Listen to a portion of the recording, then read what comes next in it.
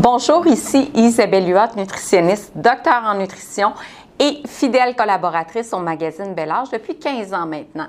Merci pour toutes vos questions, on adore ça. On a reçu beaucoup de questions sur l'hypertension artérielle. En fait, la question est à savoir comment on modifie son alimentation pour normaliser sa tension artérielle.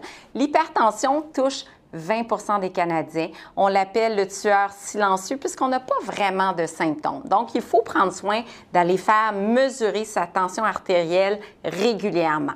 Quand la tension elle est trop élevée, donc facteur de risque important des maladies cardiovasculaires, on doit modifier son alimentation. On pense tout de suite au sodium. Évidemment, au Canada, on consomme tellement trop de sodium, 3400 mg en moyenne. On devrait plutôt consommer 2300 mg de sodium et moins. Et comment on fait ça? Bien, en fait, 77% du sodium consommé provient des aliments transformés, donc des aliments qu'on achète en épicerie.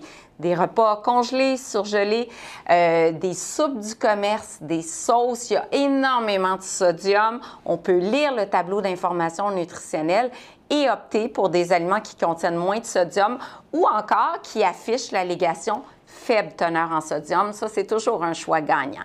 Outre le sodium, on a appris, selon plusieurs études, que le fait d'introduire des minéraux comme le calcium, le potassium et le magnésium permettait de normaliser la tension artérielle aussi. Donc, en résumé, les conseils, on réduit le sodium, on lit le tableau d'information nutritionnelle, on cuisine davantage à la maison, on utilise les épices au lieu de toujours ajouter du sel sur ces aliments qu'on cuisine à la maison. Deuxièmement, on veut plus de potassium, et le potassium, bien, les fruits et les légumes. Donc, on conseille de vraiment consommer 4 à 5 portions de légumes par jour, environ 3 fruits par jour aussi pour faire le plein de potassium.